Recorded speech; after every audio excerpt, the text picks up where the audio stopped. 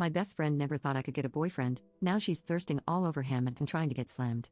24F, know I should be careful about calling someone my best friend in a post like this, but I don't know how else to refer to Jessie. 24F.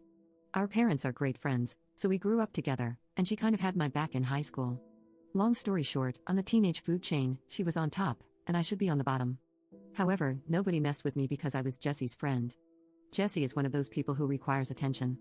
I never minded, though, nobody is perfect, right? But now that I have my first real boyfriend, she doesn't know how to behave. Every time we are together, she is really handsy, always touching his arms, running her fingers through his hair, and complimenting him. Now, she has even started with the prank hitting on his behind, you know?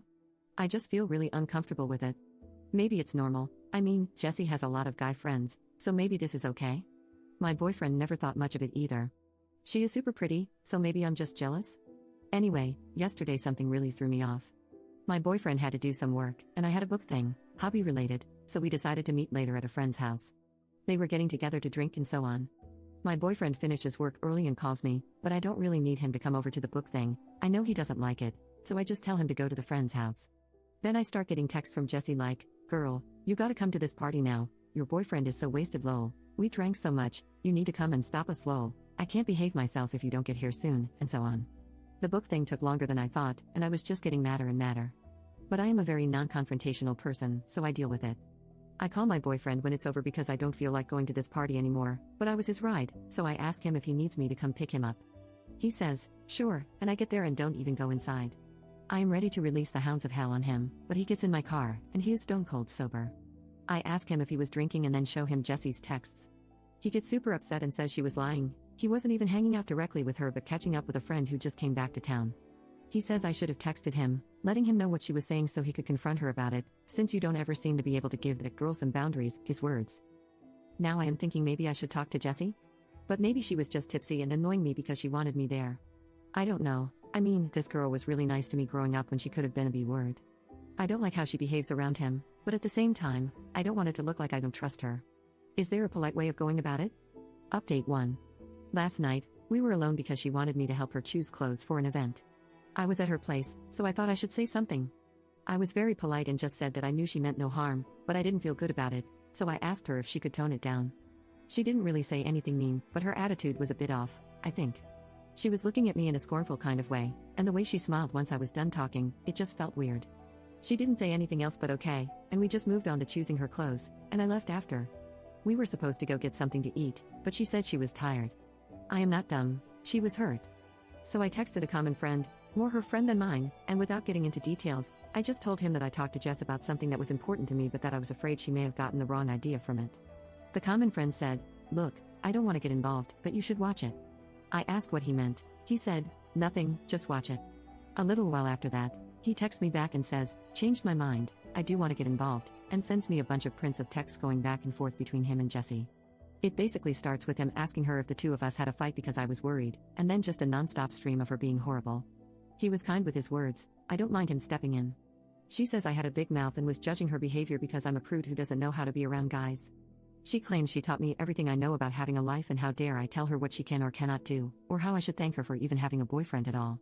The common friend actually called her out for being rude and no friend of mine. After the prince, he told me, I'm done with her, I give up, and you should watch it. He also said it was okay if I told her I had the prince. I didn't, though. I didn't know what to say. I mean, she is not 100% wrong, but even though I know that, it really hurts to read those. This morning I woke up and saw she texted me late at night. She says she knows Pete sent me the prince and she didn't mean to be rude, but it's ridiculous that I am jealous of her because if she wanted my boyfriend, she could just have him. She even said, you want me to prove it? She ends it with kisses and a joke. So I don't know if she was being playful, apologizing, threatening, or being pragmatic.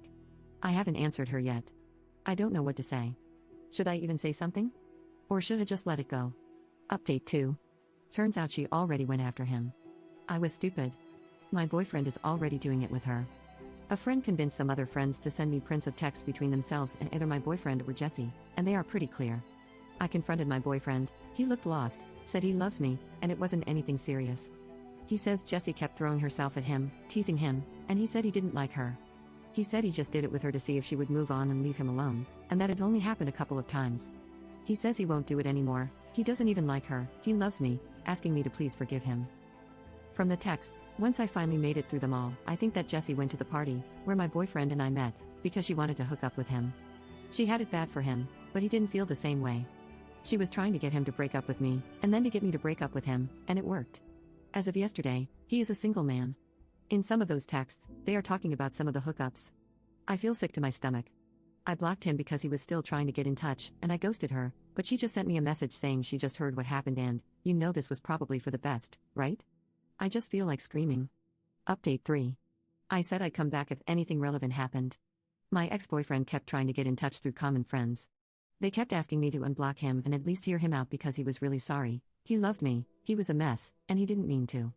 Someone even went as far as to ask me if I was really sure it happened. They offered to send me prints of texts where he was talking about me, so I'd see how he always had great things to say and how much he cared, but I've had it with the print screen drama for life and said no. To the ones who insisted, I told them I wasn't unblocking him, had nothing to say or hear, and if they kept pushing me, I'd block them too. I ran into my ex-boyfriend at this book thing I often go to. Maybe I'm being presumptuous, but I think he went there for me.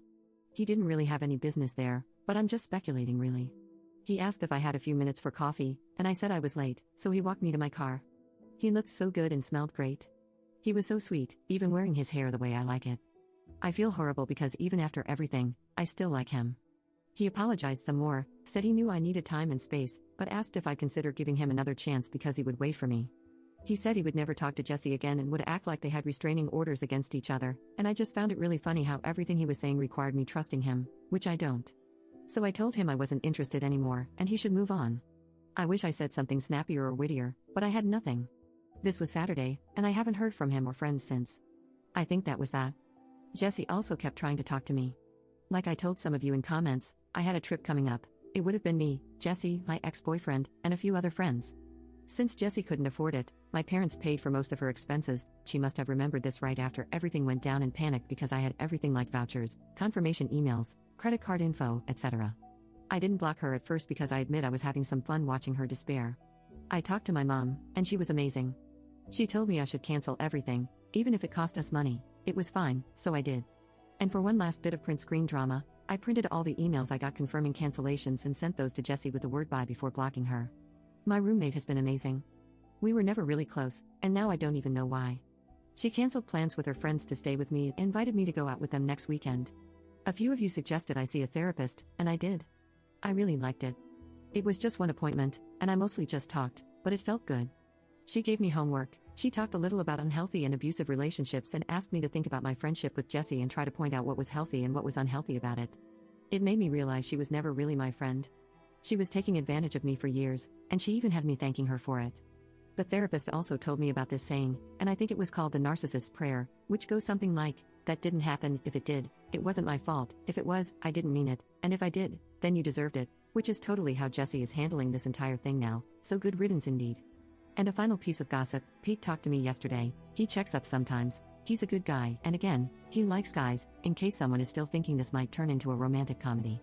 He said Jessie was super sure that since I broke things off, she and Dean would hook up right away, but apparently, he doesn't have the same plans, and that freaked her out over the weekend. Pete says he really is a mess and went out drinking hard for 4 nights in a row to the point he had to be carried home by his pals. And yesterday, they all went out for lunch at this burger place. Jessie was going to run her fingers through his hair or something, and he just pushed her away and told her to stop and never touch him again. Great that now he manages to do that, huh? I guess, in the end, he really did like me in his sick way. The thing is, I don't want to be with someone who likes me in a sick way. I want to be with someone who likes me in a healthy way, and I think I deserve that. I'm also thinking about taking the money I got back from the trip to go somewhere else by myself, but haven't decided yet though. Anyway, this will be the final update on this, as it is unlikely that I will have anything new to add. Now, I think I just need time to heal and let go, you know.